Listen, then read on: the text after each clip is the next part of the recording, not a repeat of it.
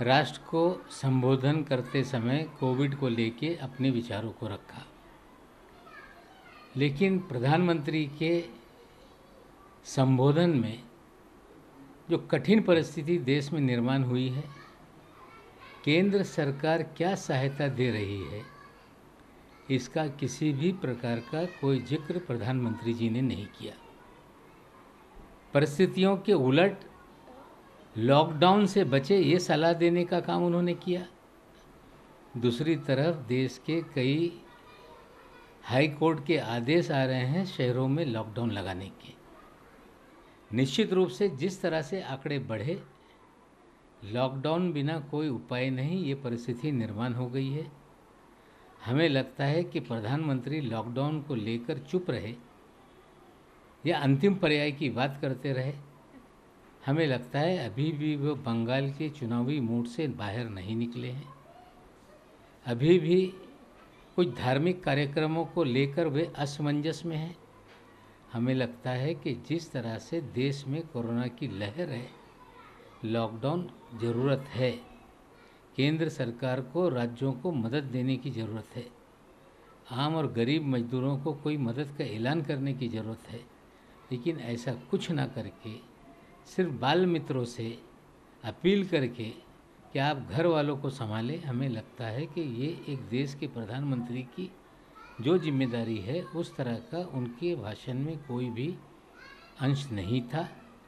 आज जिस तरह से प्रधानमंत्री जी ने बातें की, देश में निश्चित रूप से परिस्थिति हेल्थ इमरजेंसी जैसी है।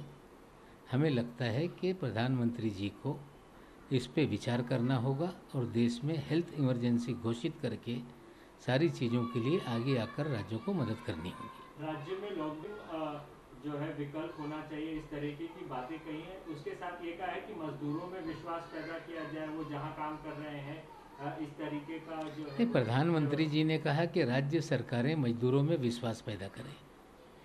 मजदूर कहीं ना कहीं अगर उसे काम नहीं मिलेगा तो निश्चित रूप से गांव की तरफ वे पलायन करते हैं। मजदूरों को टीका वहीं लगेगा, काम करने की सुविधा मिलेगी।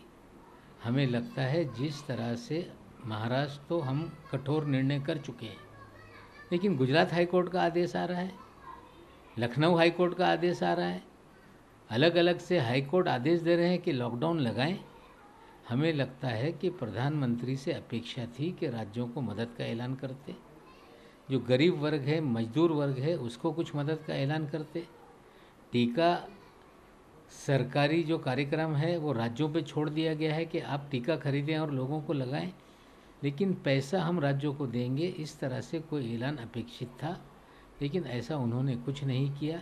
हमें लगता है बंगाल का चुनाव और कुछ धार्मिक जो कार्यक्रम चल रहे हैं उसको लेके वे असमंजस की स्थिति में थे, कोई स्पष्ट संकेत नहीं उन्होंने दिया। आज देशाला संबोधन करत असताना पंतप्रधान यांनी कोविडची परिस्थिती भयावह निर्माण झालेली आहे याचा उल्लेख केला, पण काय उपाययोजना सरकारकडून होणार आहे त्याच्या बाबतीत कुठलाही उल्लेख केलेला नाही। उलट सांगताय की लॉकडाऊनपासून कुठेतरी राज्यांनी अंतिम विकल्प म्हणून त्याला स्वीकारलं पाहिजे। त्या उलट कुठेतरी गुजरात हायकोर्ट असेल, लखनऊ बेंच असेल, हे लॉकडाऊन का करत नाही, त्यांच्या आदेशांनी कुठेतरी देशामध्ये बऱ्याचशा शहरामध्ये लॉकडाऊनची घोषणा होते। ते सल्ला देत आहे की कामगारांना कुठेतरी विश्वास निर्माण करा, त्यांच्या घरी ते जाऊ नये। त्यासाठी पंतप्रधान महोदयांनी कुठलेही पॅकेजची घोषणा केली नाही। जम्बो हॉस्पिटलच्या त्यांनी माहिती दिली, पण राज्य सरकार हे सगळी कामं करत आहे।